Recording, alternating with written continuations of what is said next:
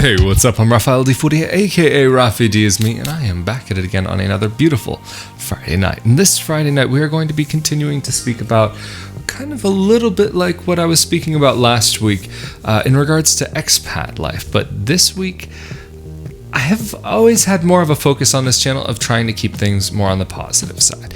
And this week, it's not that I'm trying to get negative, but maybe to talk about some of the things that can get annoying from time to time. It's those little things that sometimes build up. The important thing, of course, is to just not let it get you down. And in this video, I'm not complaining by any means, and this is just a video kind of talking about these things that can get so easily overlooked when thinking about moving abroad. But before we get too much deeper into this video, if you would like to see more content like this about moving to Italy, Italian dual citizenship, and living life abroad, please be sure to subscribe with that notification bell turned on. And if you could also give this video a like and share it with your friends, that would be much appreciated, as it does help out the channel. And of course, if you would like to help out the channel in another way and help to make video content like this possible on a monthly basis, you can go to rafaeldefuria.com/Patreon, or if you'd like to help out just one time, you can go to rafaeldefuria.com/support. But getting back to what I was saying before, these things that can sometimes build up or just come on those off days, or even the little things that can happen. For me, a lot of it is more frustration in regards to language. This is why I'm always saying, be sure to learn the language no matter where you're going, no matter what you're doing. Language is very important, so important. I can get by with my Italian. It's far from perfect, absolutely far from perfect, but I make it work. It's not perfect. People can tell I have an accent. That's fine, as long as I can roughly get my idea across. But sometimes there are words that I just don't have, or I don't know because I've never looked it up before. I mean, some words I almost never use in English, let alone another language. Like earlier this evening, for those of you who follow me on Instagram, you'll see the Instagram story that I put up. I guess when this video comes out, it'll be last night on Thursday. So if you're catching this on Friday, you may just be able to catch that 24-hour thing. If not, you can go to my Instagram and see under Bachelor Gourmet. It'll be like the last little chunk of that story. And when I was at the store today, I was looking for marshmallows because I wanted to make some hot chocolate. Whew, boy, did I feel like having some hot chocolate. The weather had just cooled down today and it was nice and cool. Had the window open to get that cool air in and really enjoy this nice and cool weather. But I didn't know if in Italian they use a different word for marshmallow, or do they use marshmallow? And then I didn't feel like going up to one of the people who worked there and trying to explain this soft morbido thing. It's fluffy and soft and sweet, but it's not like too sweet, but it's just right, and you put it in hot chocolate and this, and like trying to describe the idea of it in Italian, just there's some days where I just don't feel like it and prefer to stick with English as much as possible. But if I do that, then it's not that I'm trying to speak English to people, I will just use less Italian. But I didn't feel like trying to break my head around this, and so I just was looking around the store. I looked everywhere, and then that's actually a different subject, just figuring out the whole layout of Italian supermarkets. I'll get into that in a second. But I was looking and looking, and then finally I found, because they had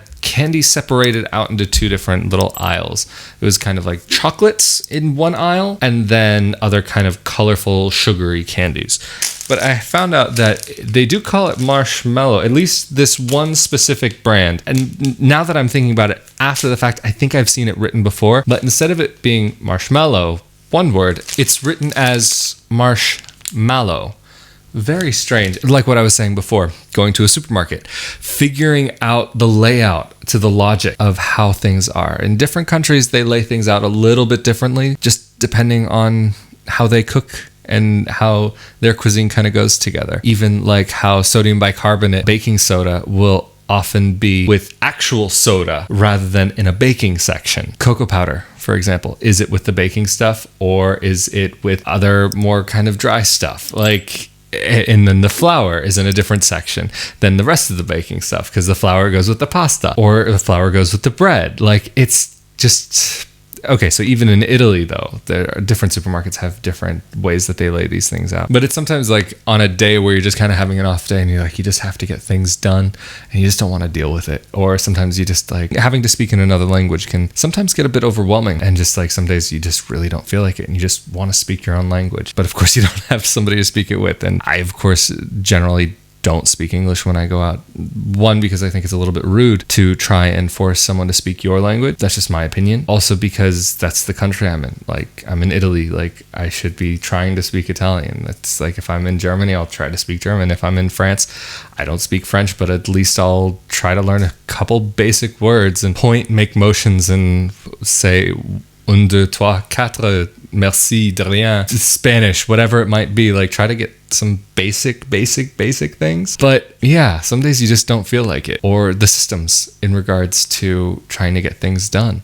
In America, things get done quickly, very quickly. And you just do it. You don't think about it. You make things happen. I remember years ago when I first left the States, I got into a conversation with a guy from Ireland. He'd spent some time in America and he was so shocked by things. It was so easy to buy a car. You just walk in one day and that same day you walk away with the car. He's like, in Ireland, it takes at least a week or at least a few days. And I was like, what do you mean? And that to me sounded very foreign. I was like, whatever. I don't know if this is true, but actually a couple other Irish guys were there and they were all saying, yeah, it's the same thing. They were like, wait, what do you mean you can walk away with a car in one day? Like, if it's just there on the lot, like, okay, you get it. It's there. Why can't you buy it? And then there are times when loneliness can kick in. And not necessarily even loneliness, because personally, I'm okay to be on my own. Like, I'm okay to just kind of have my own space. I'm very okay with just kind of having that. But there's a difference between the feeling of being lonely, because you can have a million people around you and feel lonely. You can live in a huge city and feel lonely. But isolation, you could even be in a city and with a million people around you and still feel isolated. So I guess it goes hand in hand in some way. So this all roughly comes back to language to an extent. But even if you have the language, some places that you might move may culturally just be different enough that it's tough to get in with the locals, so to speak, and to start building those friendships and relationships. And so for me, that's something I don't really mind so much. Sometimes I think, oh yeah, whatever, if to have a larger group of friends, that'd be nice, but I have enough social interaction in my life. But so for me, I have enough, but there are times, like in the past, it could be frustrating, like I've had before, where, like I mentioned in last week's video, I think it was last week's video anyway, even in that type of situation where maybe you're finding another person interesting and attractive or whatever, and you want to get to know them better, but then you're limited by the language, but you can't because they don't speak your language and you only kind of speak their language, so you can't totally have a full conversation with them. So that can get annoying. Or just even in a social situation, just even if it's not romantic, just regular sitting around a table and maybe one of your friends has their friend there and they don't quite speak your language and you don't quite speak their language. It can get tough. It can feel so frustrating at times to feel like a kid not able to get those words out. It's one of those things that I do think is important to think about, that if you've lived in your own country your whole life, you've always had an advantage to be able to just be born into that system, live in that system, or at least the system around you, and to be able to function within that society and to get through life in that way enough. But when going abroad, it's a different kind of situation where you very much need to learn to walk again, learn to talk again, learn everything from the beginning, learn the basics. And of course, this is one of those things that can get frustrating, running into those little hiccups, interpersonal relationships and socializing, or going to an office and having things be done in such a different way that you're not used to, because you have to go get this stamp and that stamp and that stamp and that stamp and that stamp before you can get the first stamp that you need to get all the other stamps. It's something that I've kind of spoken about like before in Italy. Like, you have this loop, this closed loop, and you need one thing to get the next thing, to get the next thing, to get the next thing, but you need all of those things to get all of the other things. So it's like wherever you can kind of insert yourself into that loop. And it's not just for that. It goes very much into other parts of life as well, or taking care of things, basic things, getting internet, phones, and making sure that you're signed up. Do you have the fiscal code? Do you have this? Do you have all of these things that you need in place? In Italy and Europe, for example, do you have the residency? Are you registered with the municipality? Maybe not everywhere in Europe, but I know Italy and I think Germany and a few other countries do this. But do you have those things? Do you have those papers to get the basic things done? And then if you don't have those things, you can't really get anything done. But even if you do have those things, it can still be a headache. Like, just, I'm a citizen of Italy and I don't have a work contract, and I was trying to get a bank account, trying to sign up, and they were a bit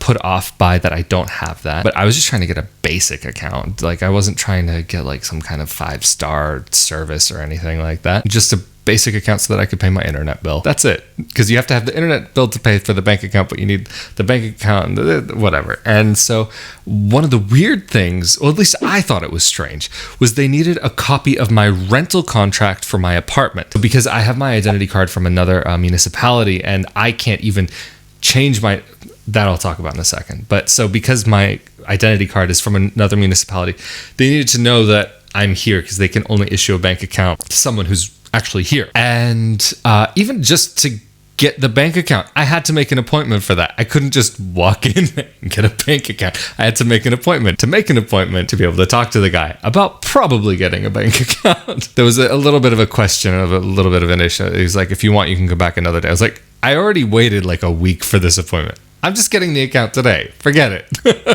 I'm not dealing with this crap. So there's those little cultural things, but that's a little bit more tied to Italy. But it gives an example of these different ways that things can function in a different country. But then even like my ID card from Italy, I have it from the first comune, the first municipality where I lived. And so it's in German and Italian, and it's a different color than the normal identity cards in Italy. In general, identity cards in Italy are only in Italian, and they're this kind of like reddish, brownish, maroonish color. So I still have the same identity card from the last place where I lived, and I can't update it with my more recent address because I have to wait until this identity card goes out of date and expires. So for me, it's just like, but wait, I don't live there anymore, and if I ever need to show my ID someplace, they're going to mark my this and that and the other. But then they said, oh, well, just carry this letter with you that you've changed your residence. I'm like, what do you mean carry this letter? It's like, so I have to carry my identity card, I have to carry a letter, an A4 sheet of paper in my wallet, and then I have to carry this thing, and that is just like all these things piled on top. Fine, it's okay. Like, I'm happy to, I don't mind it that much, but it's another one of those little things that can sometimes get to you. Like before I moved to Italy and before I had my Italian citizenship, having to think about visas every year, every other year, every few months, it adds up very quickly to your stress. To have that stress over your head about how long can you stay in a place, it really keeps you from being able to set those roots down and to have that foundation in place, because at any moment, your life could be completely uprooted and that's it. You just have to leave. So there's no guarantees you'll be able to stay in a country if you're just going from visa to visa. If you have a resident, or if you have permanent residency, for example, okay, that's a different sort of thing. But going from visa to visa, life like that can be stressful, and having to think, oh, I have to go to this border or that border and go every 3 months across and this and that. And you can't even do that in Europe. You have to just go every 90 out of 180 days. 3 months out of every 6 months you can be in the Schengen zone if you're not an EU citizen. If you're someone who's trying to be in Europe and you're not here with that proper type of visa, then you have to figure out getting a different kind of visa. And even in Italy, to be able to stay here, you can't get your visa here. You have to get it in your home country and then come here. And then once you're here, then you have to get your permission of stay from the police once you're already in the country. So there are those technical sides, which can also be cultural, these different mentalities towards things, these different ways of processing life and moving through the world in a different way than what we might be used to. Anyway, I think this is where I'm going to leave it for this time. So of course, if you'd like to see more content like this about moving to Italy, Italian dual citizenship, and living life abroad, please be sure to subscribe with that notification bell turned on. And of course, if you can give this video a like and share it with your friends, I'd very much appreciate it, as it does help out the channel. And if you would like to help out the channel even more, well, you can go to rafaeldifuria.com/Patreon to help on a monthly basis, or to just help out once, you can go to rafaeldifuria.com/support. And of course, a huge thank you to those of you who help to make more content like this possible. I do truly appreciate it. And of course, as always, I'm Rafael Di Furia, aka Rafi D is me. Thank you for joining me on another beautiful Friday night. I hope you all have a wonderful weekend. I look forward to seeing you all next Friday. Have a great one. Later.